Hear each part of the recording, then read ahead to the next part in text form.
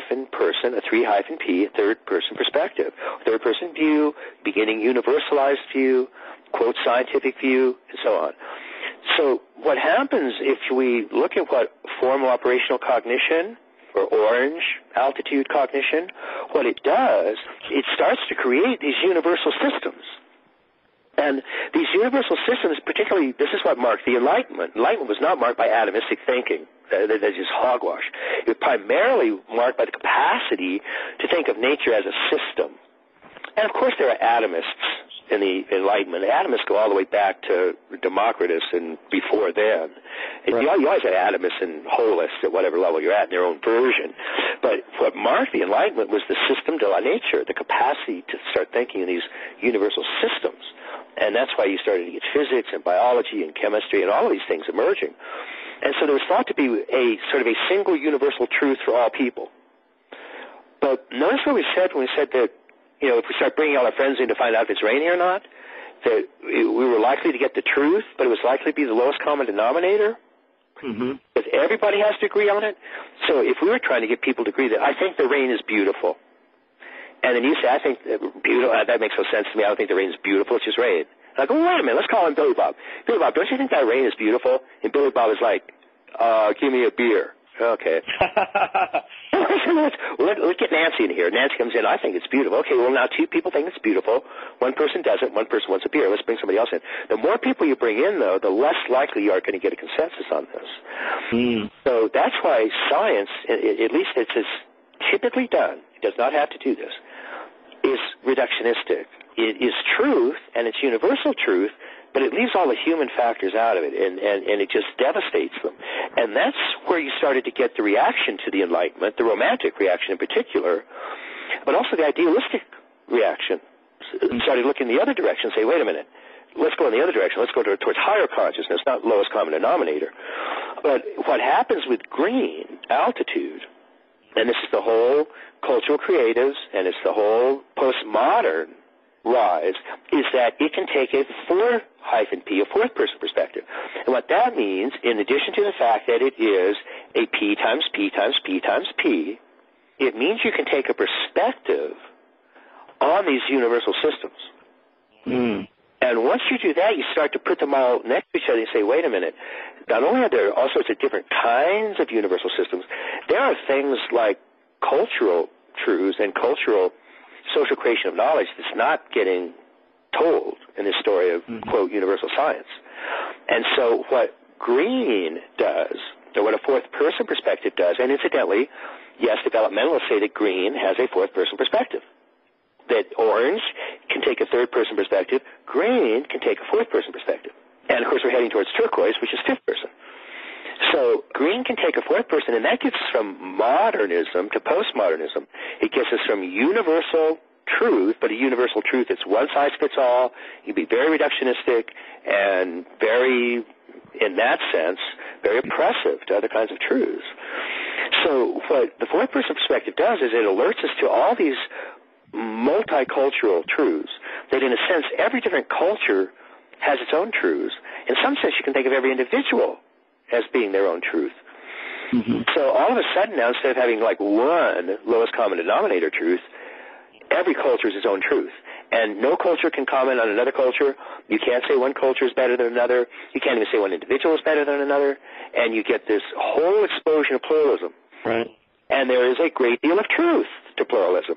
The problem is, of course, it is a chaotic catastrophe. Yeah. And that once you free people from this oppressive, orange, universal, monolithic truth for everybody, and you start introducing gender truths and racial truths and economic truths and cultural truths and et cetera, fine, you've got all these truths in the world and absolutely no way to judge them or grade them, and all of a sudden you've just got a disaster, and unless you introduce some other term, then pluralism, left to its own devices, like every level left merely to its own devices, tends to degenerate and get into, we call it the mean green meme. Mm-hmm. Of course, there's a mean orange meme. Scientific materialism is the mean orange meme. And it's just as rude in its own way as the mean green meme is, but the mean green meme is really mean. And it's what's turned into sort of the whole extreme political correct movement and all of that. So what happens then is that there's very important things that are introduced by a fourth-person perspective. And if the orange third-person perspective, which gives us a P times P times P, if that P times P times P is a universal system, then pluralism is a P, a perspective on that universal system. But it's a P times P times P times P in any event. It's a fourth-person perspective. And it gives us the wonderful richness of pluralism. But again, left to its own devices, it degenerates into really nihilism, narcissism, and a desperately fragmented world, which is sort of what we're starting to see now. So as you develop then to the next major level, which will yellow or teal, we'll just go straight to turquoise, although this is true of yellow to a large degree, but I'll just refer to it to second tier as turquoise for ease of simplicity. It is a perspective on, it's the fifth person perspective. It is indeed a P times P times P times P times P. And as we see, that sounds terribly complicated, but it's no more complicated, as I say, than pluralism, which is having a perspective on all various types of universal systems. Educated adults do these things all the time. They are not as complex as they sound when you write them down. And a fifth-person perspective is indeed a perspective on pluralism. And therefore, as it turns out, the fifth-person perspective can see what the fourth-person perspective could not see about itself, namely that there are all sorts of other currents, universal currents, that tie together these different systems, that there are things that the world's cultures have in common. And there are ways that you can look at them. Don't reduce them, of course. They have their irreducible differences, but they also have commonalities. And that's why all of a sudden the chaos of all of first tier jumps into a clarity of second tier integral patterns. And that's why there's such a huge leap between first and second tier. That's why Claire Graves called it a, quote, unimaginable gulf of meaning is passed when you go from first tier to second tier, because all of a sudden you can see how all of these things fit together. And that's what turquoise does with its fifth-person perspective. And so if you look at Jane Lovinger and Suzanne Cook-Greuter's developmental sequences, for example, and you look at any of the ones that Suzanne has presented in the various work she's done, you'll usually see a diagram. And on the right side of that diagram, it has 1P, 2P, 3P, 4P, 5P. And, of course, it means hyphen. Technically, it'd be 1 hyphen P, 2 hyphen P, and so on. That's what they're talking about. And I think it's absolutely on the money and is a very, very important truth. And I believe that, realistically speaking, the perspectives go to a 7 hyphen P, which is indigo, and third tier goes to sixth person, and then the upper limit of third tier, overmind, is seventh person, and then above that, it's just all we can really say is infinity.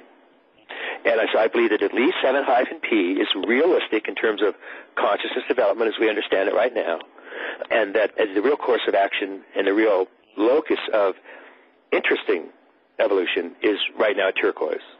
And people starting to take an integral perspective or fifth-person perspective on these events.